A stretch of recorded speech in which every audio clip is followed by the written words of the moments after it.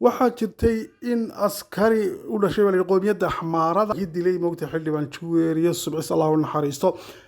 ninkii haddaba markaa askariga ayaa maanta la keenay maxkamadda Jigjiga halkaasi oo xukunkiisa lagu dhageysanayay waxaana markii koobaad loo ogolaaday dadka ehelka ahaa ee Juweeriye Subcis markaas ehelkeedii inay si toos ah u daawadaan sida xukunkaasi ku dhacayo si ay markaasi walaac iyo warwarka ay qabaan ay meesha uga baxdo waxaana markaasi la sheegay maxkamaddu in ay ku dul akhriday oo eedihii markaasi loo haystay oo ahaa dil toogasho oo badheer ah iyo dhaawacyo kala duwan laakiin ninka markaasi dilka geystay wuxuu maxkamadda horteeda ka qirtay inuu Juweeriye si ula kac ah u toogtay intaas kadib uusan ogeyn wuxuu sameeyay oo wareeray waan wareeray buu yiri markaa sidoo kale maxkamadda waxa laga codsaday haddaba waxa uu sheegay markaa Juweeriye kaliya ayuun baan dilay buu leeyahay laakiin dadka kale ee rasaasta ooda kaga qaaday ay ka mid tahay Juweeriye walaasheed ayaan oo la sheegay in lugtii uu ka toogtay la goynayaba marka oo sideen moogtay barnaamijka hore soo qaadanay oo tibaraha bulshada la soo dhigay shalay ilaa darada la isla dhaxmarayay in gabadhi ayaan Subcis marka lugta la goynayo taas oo gaaska ku sii shubtay dabka holcaya ee moogtay qaraabada ehelka iyo moogtay dadka kale Soomaaliyeed ee Juweeriye Subcis u doodayay dilkeedii aad wasi xanaajiyay in walaasheedna lugtii la goynayo haddaba dad badan oo kala ayuu xitaa airportka ku laayay baa la yiri oo moogtay dhaawacyo badan buu geystay waa marka dil bareer oo baahsan weeyaan waxa uu taagay markaa aanu hal qof baan dilay oo Juweeriye ah laakiin dadka kale aanu baan dilin buu lahaa markii hore iminkana wuxuu yiri ismaan ogeyn oo moogtay waa miir beelay marka kiiska lagu qaadaya ayaa waxa uu yahay in uu dil wadareed bareer ah geystay hal qof buu dilay hadii la leeyahay moogtay sharciyada inta badan sharciga islaamka waxa weeyaan qofkii qof dilay waa loo dilayaa Soomaha laakiin sharciyada kale wadamada kale islaamka hayn waxa weeyaan qofka in la dilo hadii la doonayo dil lagu xukumo waa inuu markaa dil wadareed geystay oo moogtay dad badan haduu laayo bareer saas u mariyo waxa weeyaan markaa dil waa lagu xukumayaa ninkaasi laakiin hadii uu yahay qof kaliya ayuu budilay qofkaasi marka waxa xabsi daa'id waxbu noqonaya moogtay isagu marka wuxuu ku doodaya hadda oo leeyahay anu gabadha Juweeriye baan dilay dadka kale ma baan dilin buu leeyahay iminkana waxa uu taagan yahay oo hadana maalmii hore saas ku dooday iminkana wuxuu leeyahay war miir beelay oo moogtay isbaan ogeyn alu calay kulli xaal qareenadii iyo moogtay u doodayay dhinaca kale ka socday ayaa waxa ay ka codsadeen markaa maxkamaddu in ay sida ugu dhaqsaha badan leh dil toogasho ku xukunto maadaama ninkaasi geystay dil badheer ah oo waliba baahsan oo aanu aabayeelin markay dadkaasi ugu tala galay inuu dad badan laayo haddaba si kasta waxa hadda la sheegay xaaladda dawladda deegaanka Soomaalidu aad ayay u kacsan tahay ehelkii iyo qaraabadii moogtay Juweeriye Subcis xildhibaanada Allah naxariistay ka soo jeeday aad ayay u kacsan yihiin dad badan baa laga xidhay baa la leeyahay adeeradeed ay kamid yihiin waxa kale la sheegaya marka dadkii ugu dhadhawaa Juweeriye in haatan iyagana la xidhay iyagoo laga cabsi qabo inay dil geystaan haddaba waxa hadda la sheegay marka in xukuumadda dawladda deegaanka cadaadis xoogan oo xagga moogtay dadka shacabka kaga imanayo kaasi oo waliba ay ku khasban yihiin in ay ninkaasi dil toogasho lagu xukumo haddaba Mustafa Cagshar waa kii madaxweynaha isagii ku xigeenkiisa si ku meel gaar ugu dhiibeen hoggaanka nabadgelyada qaar ay ku doodayaan in ay taas muujinayso markaa Mustafa Cagshar maadaama xilkiisa yar ku meel gaar uga gabaday in ninkan axmaarka dil toogasho lagu xukumayo oo moogtay la dilayo saadartaad si aanay faartu qaban baa leeyahay dhinaca maamuladii axmaarada iyo moogtay dawladda Itoobiya sare iyo waxaasi ay weero boqoranayaan bay dadka qaar leeyihiin moogtay Mustafa oo hogaankii nabadgelyada lagu reeyay xagga dad kalena ay leeyihiin xaaladda oo aad u kacsan ayuu Mustafa moogtay ka muuqortay taasi oo ah in dad badan oo shacbi kacsan yihiin dad badan baa la xirxiray waxaaba laga yaabaa in isku dhacyo moogtay dagaal ay meesha ka bilaabmaan sadarteed buu ka gabaday aduu si kasta haatee waxay fasax buu qaatay madaxweynaha iyo ku xigeenkiisuba xilkiina si ku meel gaar ay u dhiibeen marka hoggaanka nabadgelyada waxaynu eegi doonaa bal in maxkamadan ay xukun ku rido dil ah inkastoo dad badan ay leeyihiin kuma dhacaan inay ku ridaan waxa laga yaabaa inay la meeraysa galiyaan bay leeyihiin laakiin se ilaa iyo hadda sida wax u socdaan si cadaalad ay u egtay maadaama maanta loo ogolaaday qoyskii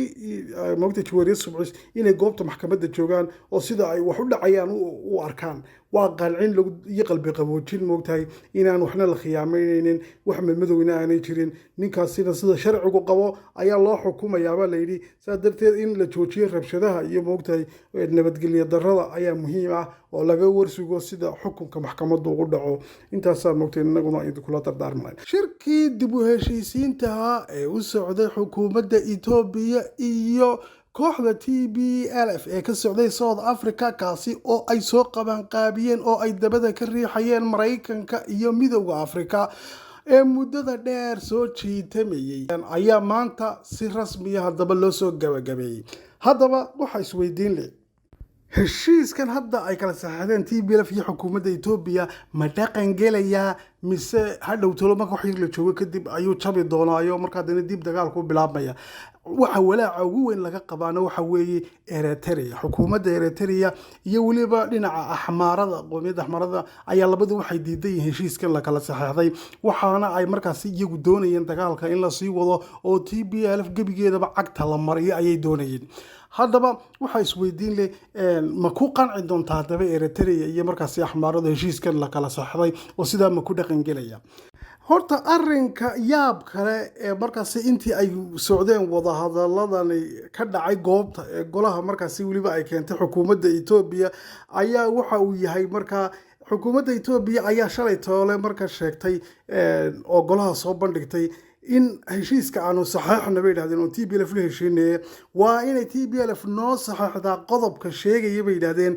in aanay TPLF weeraraynin Eritrea inaydaan weeraraynin noo saxeexa ay markaas golaha la timid baa yidhi xukuumadda Itoobiya caalamka moogta siyaasiyiintii caalamka oo dhan iyo dadka arrimaha moogta Itoobiya iyo Afrika ku horgala dhammaantood ama kaag baa ku dhacay iyo marka qolyihii marka shirka dhexdhexaadinaya baa layidhi waayo dee Itoobiya waa xukuumad madax bannaan Eritrea waxa weeye dowlad iyaguna madax bannaan marka wadan kale in marka arrinka aad keentaan golaha oo u doodaan sidee bay ku dhacday baa markaas la isku weydiinayay moogta laakiinse waxa muhiim ah oo meesha taala ayaa waxay tahay xukuumadda Itoobiya iyo Eritrea waa lamaano waxaanay si wada jir ah uga walaac qabeen jiritaanka TPLF iyo marka ciidanka TPLF ee hubaysan marka kamay qayb galin Eritrea shirka laakiin Itoobiya matalaysay moogtahay maadaama isku dana yihiin saa darteed bay golaha u keeneen baa layidhi marka oo yiraahdeen TPLF noo saxday inaanay Eritrea weeraraynin waayo anaga Eritrea matalayna ayay taagantay marka xukuumadda Itoobiya arrinkaasina hadda waa loo hirgeliyay baa layidhi dhinaca Eritrea walaaca ay qabaan ee ah TPLF ay soo weerari doontana meesha waa laga saaray baa layidhi waayo afarta qodob ee waaweyn ee lagu heshiiyay ayaa waxay tahay in gabi ahaanba ciidanka TPLF la kala diro oo ay hubka dhigaan ciidan TPLF la yidhahdeen ma jirayaan waxa lagu heshiiyey in ciidanka kaliya Tigreega ka jiraya uu noqon doono ciidanka federaalka Itoobiya ciidan kale oo hubaysan oo garab taagani ma jirayaan bal waayo waxa ay walaac weyn ka qabaan Eritrea Itoobiya TPLF oo hubaysan oo halka joogta in haddana marka la sutida u qaban doonto oo ay soo weerari doonto markaas ciidamada federaalka iyo marka ilaa Eritrea moogtay labadu walaac bay ka qabaan sidii dhacday moogtay 2020 bishii November aduu si kasta ha ahaatee TPLF intii hore oo dhan way diidanayd qodobka ah hubka dhiga ma dhigayna bay lahaayeen horta dagaalka in laga joojinayo loo saxo oo moogtahay ciidamada naga baxaan marka hadda waxa lagu yiri ciidanka Eritrea meesha way ka baxayaan ciidanka kaliya joogaya wuxuu noqonayaa ka Itoobiya idinkuna hubka dhiga marka hadda way ku qasbanaadeen baa layidhi waayo cadaadis xoogan baa haysta nimanka saddex wax waa iskugu biiray waxa weeyaan labada ciidan ee labada dowladda Itoobiya iyo Eritrea oo dhinac kala dagaalamaya iyo qodobka saddexaad oo ah hubkan casriga diyaaradaha droneska oo markaasi ay geed ay kaga harsadaan ama kaga gabadaan aanay jirin oo god kasta galaanba ka soo saaraya waliba diyaaradaha baaraqtarta Turkiga ayaa markaasi ka soo iibiyay Itoobiya kuwaasi oo marka god walba ka dabagelaya oo TPLF ay ku dhuumanayso marka arrimahaas ayaa hadda keenay in gorgortakii TPLF meesha ka baxo waxaanay arkeen marka inay tahay in dhammaan ciidanka TPLF oo dacayta la mariyo oo dagaalku sii daba dheeraado ciidamada Eritrea ku faafaan gobolada Tigreega walaaca weyn bay qabaan saa darteed baa layidhi marka qalinka ayay ku duugeen heshiiskii aduu si kasta ha ahaatee waxaa markaasi la sheegay wadahadalladaasi hadda in ay guul ku dhammaadeen. ergeyga markaasi u qaabilsan wadahadalladaasi ee midooda Afrika Obasanjo oo sida oo kale markaa Mareykankuna aad ugu faraxsan arrinka inuu soo gabagabeeyo ayaa isagu sheegay in markaa guul lagu gaadhay wadahadalladaasi labada dhinacna markaa ay ku heshiiyeen in sida lagu ansixiyo heshiiskaasi nabaduna hadda dhaqan gashay.